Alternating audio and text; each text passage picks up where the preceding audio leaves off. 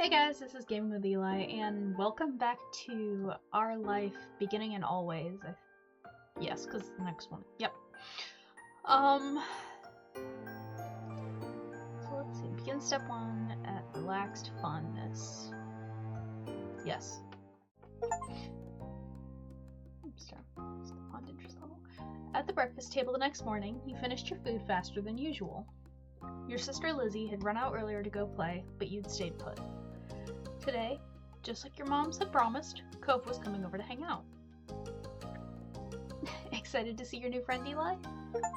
Yeah, I am. How sweet. How sweet.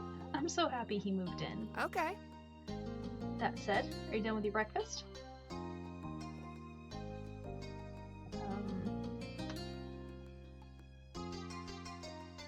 Yeah.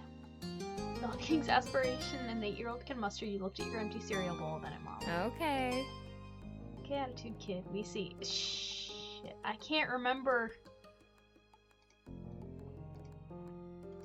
Give me 2 seconds.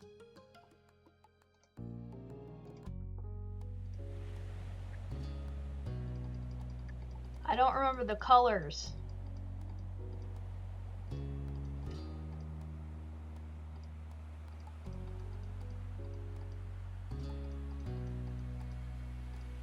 Ah.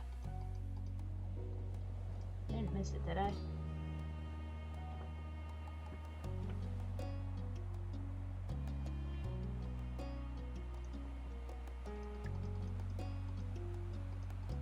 Ah. Oh, that's about creation. Yellow, blue, and green. Okay, blue tends to be casual, straightforward. Yellow more emotive, reactive. Okay. There we go. Okay. Okay, attitude kid, we see. Good job. He should be here soon. Cleanup began, and then, on cue, there was a knock. It was hesitant, like the person wasn't sure they were in the right place. Still loud, though. We need to get a more obvious doorbell. I know. Eli, could you get it? Wiggling out of your chair without really pushing it back, you made your way to the door. Hey, Mousy family. Thanks for having us. Mr. Holden, as your moms have called him, and his son were here. Cove looked different in the bright lighting of your living room, and when he wasn't crying. With his dad standing in front of him and Mom and Mommy behind you, you and Cove looked at each other. Pleased to see your new friend again, you smiled at Cove. He smiled back with some hesitation. Let's go play in my room. Okay. Okay. Take care. Let us know if you need anything, you two. Have fun, kids. See you.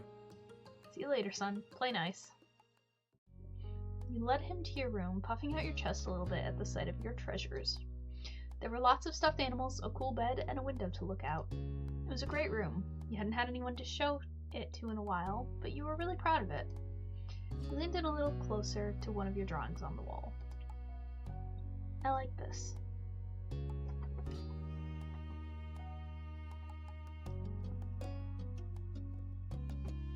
I drew that.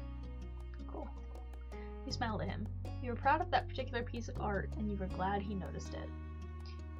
He turned to look around the room a little more, studying the books on your desk and the pictures on the walls.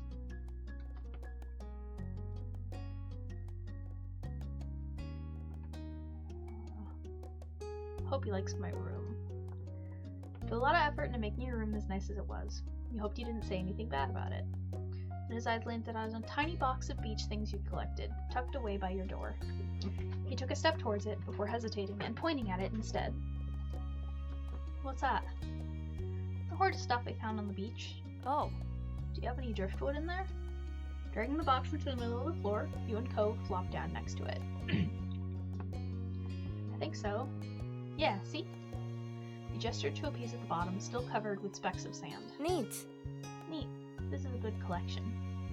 You get the sense from the tone of voice that he wasn't just saying it to be nice or to be like Shiloh. He actually meant it. Oh, right, I almost forgot. Shiloh is going to be here today. Shiloh? Lizzie's friend. Or, like, her #1 fan, I guess? Do I have to see him? It should be okay. I mean, he's Lizzie's friend, not mine, but, you know. Come on, check out my shells some more. Found this one under a big piece of seaweed that had washed ashore, and you pulled out seashell after seashell, explaining where you'd gotten each one and holding them up against the light. There were big ones, small ones, pink, purple, and orange. Most of them you washed off in the bathroom sink when you brought them home, cleaning off the sand.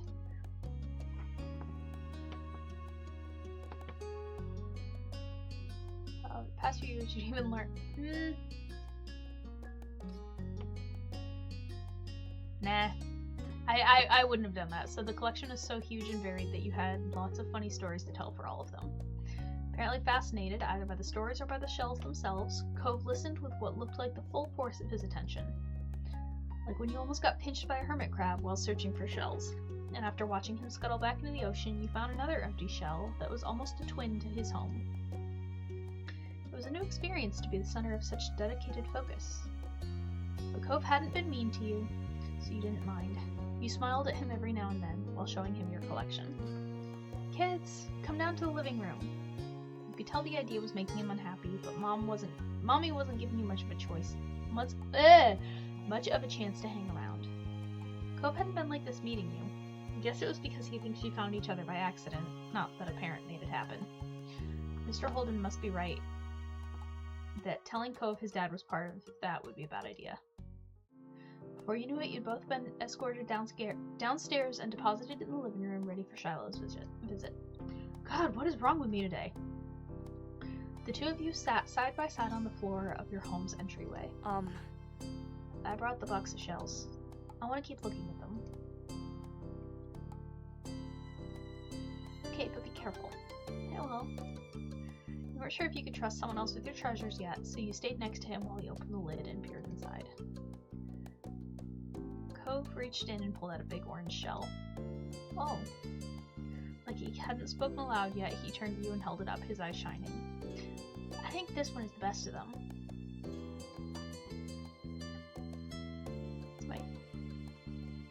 I want to give it to him, but that's like detached. That's my favorite too. Cove smiled at you and you both admired the shell together. It was a giant conch with shades of dark and light orange. If you held it to your ear, you could practically hear the ocean. I found that one last summer when we went to the beach on a picnic. The two of you were still sitting on the floor looking through your collection of beach findings when the doorbell finally rang. Cove jumped, startled by the sound. Since the person hadn't knocked, you figured it was probably Shiloh.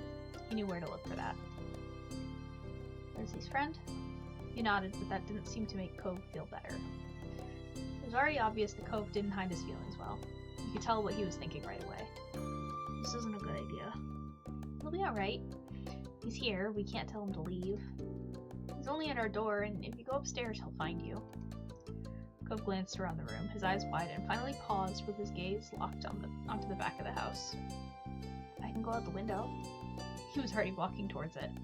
Scrambling to think of something to say, you stepped forward, then paused.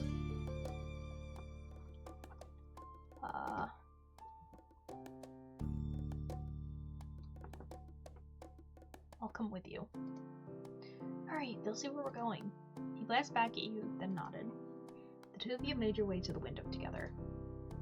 It wasn't much of a distance to clamber out, but by the time you landed gently in the bushes, you looked up to see that Cove was already taking off away from the house.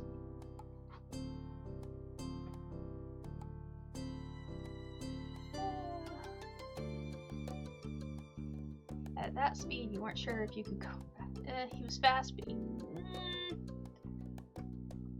but realistically, I don't know if I can go fast enough to reach him. Hey, wait up! You ran as fast as your legs would take you, grass whipping around your ankles as you did so. Cautiously, Cove slowed to a halt and looked back at you. Where are you going? Oh, somewhere else. I just don't want to see... Eli! You looked back and saw Shiloh huffing down the hill after you, the backpack he clutched bouncing all around along the way. Jesus, what are you doing? Can I come? He must have seen you leaving out the window and followed behind. Hi! Oh, hi. Are you Cove? Yeah. I'm Shiloh. Okay. Yep, are we going back? Or are we gonna play outside? Shiloh's eyes moved between you and Cove, the smile remained strong on his face. Got a tiny frown from Cove in response. You were just grateful he hadn't asked why you had been running away. Inside, we left the box on the floor. Right, my shells and stuff. We have to make sure they're okay. Okay. With Shiloh trailing behind, you and Cove head back toward the house. Darn it. The plan for the afternoon, at least as far as you were concerned, was to sit and look at the beach things some more. You weren't really in the mood to do much of anything else, especially if Cove was having fun. Hey, check out this scallop shell I found. Cool, right? It's a pretty color. Kinda like my cast. The beautiful glittering pink did look a little bit like the wrap around his arm. Pink is a nice color. Okay. Oh? Is it your favorite? Not really. What is? Is it green? Or blue? It might be yellow. Oh, those are all cool. I guess. I guess. Oh. Not sure how to deal with the sudden, more awkward silence. You look back at your shot. Yeah, that is what I would do. I wouldn't know what to say to that. Like usual, it didn't take long for Shiloh to get fidgety. Lizzie was his favorite. Without her around, Shiloh didn't seem to know what to do with himself. And Cove wasn't like your sister. He wasn't that much like you either. Is Lizzie coming back? Oh no. Aw. Where'd she go? I think she's at the beach? Probably. Is she playing at her park? Cove's eyes lit up at the mention of a park, and he looked towards you. There's a park? Yep, but it's old. Can you show me? I want to go. Started getting up before you had even answered, and Shiloh jumped up beside him in excitement. Really? You do too, right, Eli? The park is fun. Well, the park is pretty great, I guess. Yeah. Yeah, it's right at the beach, so there's lots of fun stuff to do, and lots of sand. It has a jungle gym and a bunch of swings. That sounds like it could be cool. So, are we gonna go find Lizzie? I don't know. I never really wanted to see her. I just want to check the park out. Adrift without any direction, Shiloh finally turned to you. Okay. He perked up. Both boys want to go. It's only fair. After getting permission from your moms, the three of you were ready to head out. It was a short walk to the park. Lizzie had convinced your mom that it was so short she should always be allowed to walk there by herself. When you found her, she was hanging on the jungle gym, swinging back and forth. Hey, Lizzie. Her face lit up when she saw you, her big brown eyes going wide. Eli! Shiloh! Hi! She dropped to the ground and landed with a soft thud in the sand. In a split second, Shiloh had abandoned you two and scrambled over to stand by her. You were used to being left out when it was just the three of you. Now Cove was here. You wondered if he would leave too. Who's that? It's Cove. He's new. Hi. I remember. Hi, Cove. Welcome to my park. Nobody ever comes to play here, so this is where we get together. She gestured wildly with her arms as if to present the area to the newcomer. Without interrupting Lizzie's speech, Cove whispered in your ear, quiet enough that the others wouldn't overhear. I thought kids couldn't own places like parks. Or hills. You couldn't help but laugh a tiny bit. While Lizzie continued talking, you took the chance to kick off your shoes and wriggle your toes through the warm sand. Nice, huh? In this neighborhood, I'm the one who comes up with the ideas. You are? Uh-huh. Yeah, I am. Who else could handle the job? Lizzie's the oldest. By a lot. My mom says you're Eli's age. Yeah. Yeah. Thought so. I'm still the only one in this group with double digits.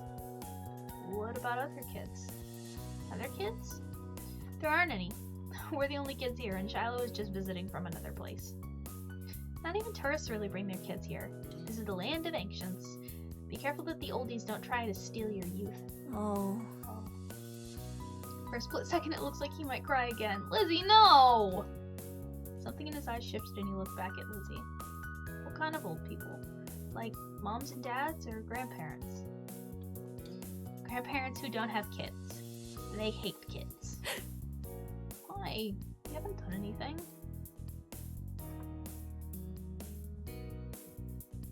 Stop saying stuff like that. You're gonna upset him. That's mean.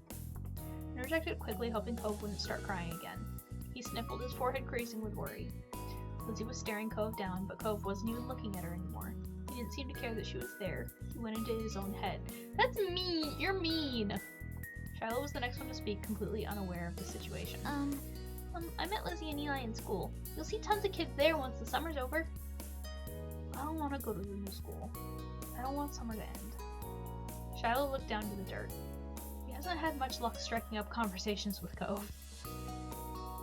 I like summer vacation a lot too. All the building tension in the air suddenly vanished when Lizzie laughed. At Shiloh's discomfort, at how weird she thought Cove was, at something else entirely, he didn't really know. But she laughed, face scrunching up. Okay. Welcome to Sunset Bird Cove. Take a seat, put up your feet, and get used to it.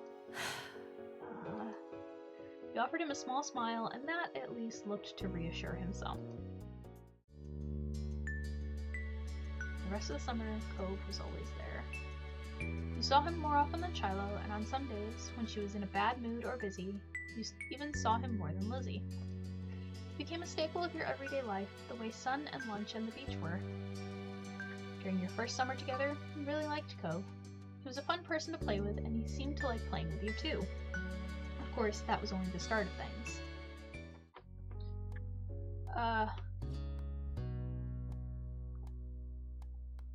Okay.